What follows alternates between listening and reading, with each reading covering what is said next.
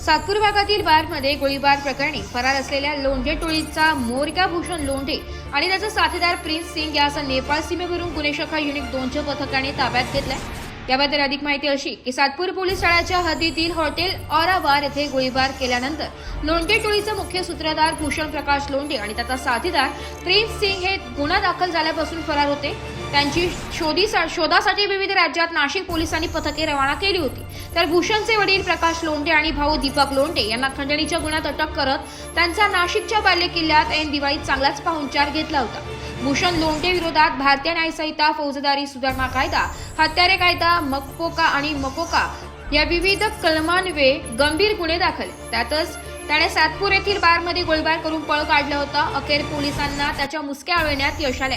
ही कामगिरी पोलीस आयुक्त संदीप कर्णिक, उपायुक्त गुन्हे शाखा किरणकुमार चव्हाण, उपायुक्त किशोर काळे, सहाय्यक आयुक्त गुन्हे शाखा संदीप मिटके, सहाय्यक आयुक्त अंबड विभाग डॉक्टर सचिन बारे यांच्या मार्गदर्शनाखाली गुन्हे शाखा युनिट 2चे प्रभारी अधिकारी सहाय्यक पोलीस निरीक्षक हेमंत तोडकर, सहाय्यक पोलीस निरीक्षक डॉक्टर समाधान हिरे, श्रेणी उपनिरीक्षक यशवंत बेंडकुळी, सहाय्यक उपनिरीक्षक शंकर काळे, हवालदार सुनील आहेर, प्रकाश महाजन, अतुल पाटील, अंमलदार महेश खांडवाले, तांत्रिक विश्लेषणाच्या सहाय्यक पोलीस निरीक्षक जया तारडे यांच्या पथकाने केली आहे। सातपूर येथील औराबार गोळीबार प्रकरणातील मुख्य आरोपी भूषण लोंढे आणि त्याचा जोडीदार प्रिन्स हे बऱ्याच दिवसापासून फरार होते। आरोपींना शोधण्यासाठी मागील 1 ते 1.5 महिन्यापासून सतत प्रयत्न करण्यात येत होते, परंतु आरोपी सतत गुंगारा देत होता। हे मुख्य आरोपी असल्यामुळे आणि या गुन्ह्यास मोका देखील लावला असल्यामुळे आरोपींना अटक करणं गरजेचं होतं।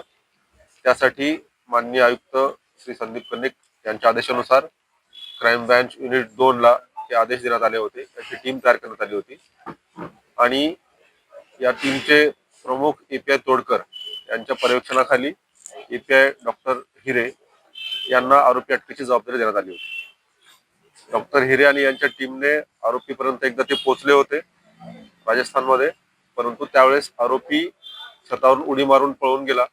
त्यावेळेस 2 आरोपी पळाले, पण 1 आरोपी आपल्या ताब्यात आला। त्या आरोपीला अटक करण्यात आलं। त्यानंतर भूषण लोंढे आणि प्रिन्स हे जे फरार होते, या दोन्ही आरोपींना डॉक्टर हिरे यांच्या टीमने नेपाळ बॉर्डरवरून ताब्यात घेतलेला आहे। आरोपी नाव बदलून हॉस्पिटलमध्ये उपचार घेत होता। त्याचा जोडीदार प्रिन्स याने देखील नाव बदललेलं होतं आणि अथक प्रयत्नानंतर या दोन्ही आरोपींना क्राईम ब्रांच युनिट 2च्या टीम मधील मुख्य डॉक्टर समाधान हिरे, एएसआय यशवंत बेंडकुळे, एएसआय शंकर काळे, हवालदार सुनील आहेर, प्रकाश महाजन, अतुल पाटील आणि पोलीस अंमलदार महेश खांडवाले यांच्या टीमने रात्रंदिवस एक करून परिश्रम घेऊन आरोपींना नेपाळ बॉर्डरवरून नाशिक येथे आणलेला आहे। माननीय पोलीस आयुक्त श्री संदीप कर्णिक सर नाशिक शहर, पोलीस उपायुक्त गुन्हे श्री किरणकुमार चव्हाण सर, सहाय्यक पोलीस आयुक्त गुन्हे श्री मिटके सर यांच्या मार्गदर्शनाखाली सातपूरच्या औराबार प्रकरणातील जे मुख्य आरोपी होते भूषण लोंढे, त्याचे साथीदार प्रिन्स व यापूर्वी 20 दिवसापूर्वी त्याच्यात 4 आरोपी होते।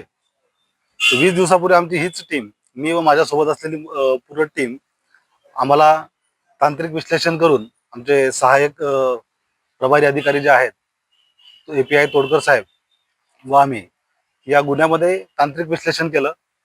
मोबाईल डाटा किंवा बाकीच्या इतर गोष्टींचं टेक्निकल अनालिसिस करून सदरचे आरोपी जे आहेत ते बागपत म्हणून जिल्हा आहे यूपी मध्ये, त्या यूपीतल्या बागपत जिल्ह्यात कुठेतरी ते वास्तव्यास असल्याबाबत आम्हाला माहिती मिळाली।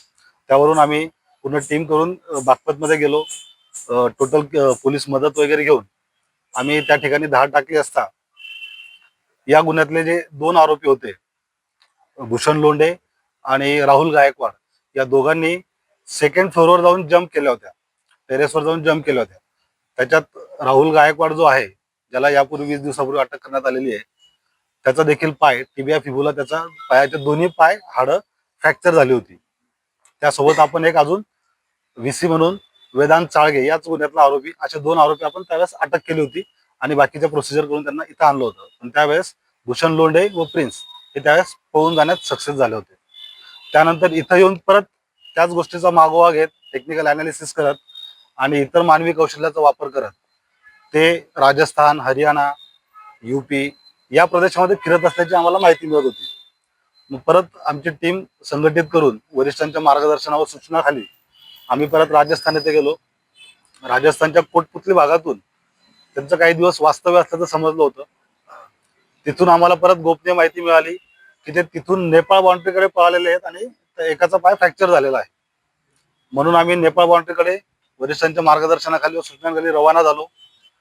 तिकडे गेल्यानंतर जशी माहिती मिळत गेली ती माहिती एक्झिक्यूट करत एका हॉस्पिटलमध्ये वेलनेस केअर सर्जिकल सेंटर नावाचं हॉस्पिटल आहे. महाराजगंज नावाचा जिल्हा आहे.